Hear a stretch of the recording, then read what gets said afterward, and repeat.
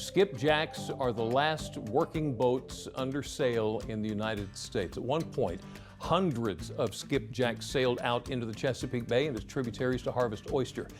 Today, only a few working skipjacks.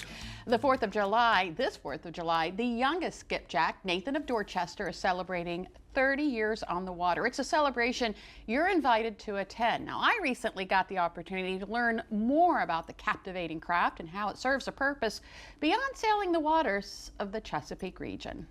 Twice a year, you'll see the majestic skipjacks going bow to bow in a race to the finish. But these sailing vessels have a history as deep as the waters previous oyster boats once sailed. In the 1800s, they used schooners and other big boats, and they depleted all the deep oyster reefs. The skipjack was developed to harvest the oysters from shallow water. It became an extremely popular boat in the late 1800s. In 1900, there were about 800 to 1,000 of them on the bay. Today, there are about 20, including the Nathan of Dorchester. Around 30 years ago, there was a group of people who were concerned that the tangible signs of the waterman heritage here in Dorchester County, which is based around oystering and the skipjack being the most iconic boat of that. All these signs were disappearing, and that we would lose something if there wasn't anything around to remind people of that heritage. Nathan was built as a working skipjack, but her true mission is to educate. Talking about the oyster population and the importance to the bay and how it was originally harvested and what are we doing to get the populations back up. Since her launch in 1994, Nathan has sailed the Choptank River and throughout the Chesapeake Bay.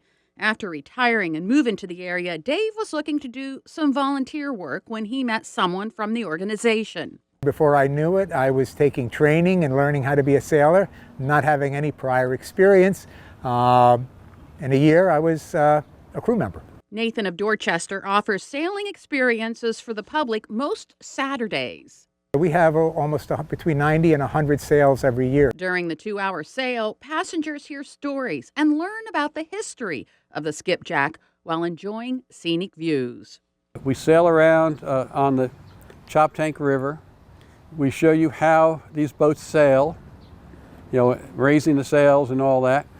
And then we will actually use dredge for oysters and bring up oysters from some of the sanctuary beds and show people what a real wild oyster looks like, which looks a little bit different than what you get in the restaurant on a half shell or breaded in a sandwich. Nathan is also available for custom charters for up to 20 passengers and special sunset sails as well as sip-in sails. Then there are the races. There's a major skipjack race down in Deal Island, down in Somerset County, on Labor Day weekend.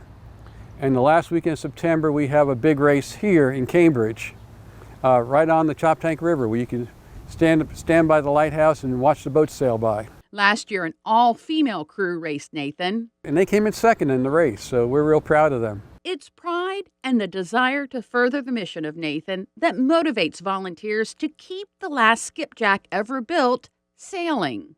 We are always willing to take on people as trainees when they realize the commitment that's involved in getting trained.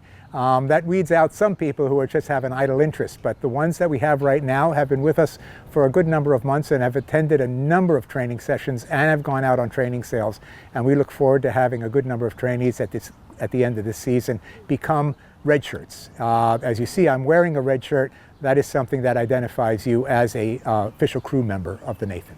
A 30-year tradition of preserving more than 100 years of heritage.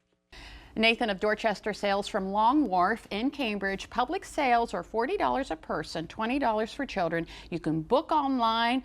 You can also learn how to volunteer online. We have that link on our website. Now, let's talk about the 30th anniversary celebration. Like I said, it's happening on Thursday, July 4th, 10 a.m. at Long Wharf. They're going to have music, speakers, historical displays, refreshments, and they are going to rechristen Nathan. Oh, really? Oh, wow. Isn't that cool? That is neat. That is awesome.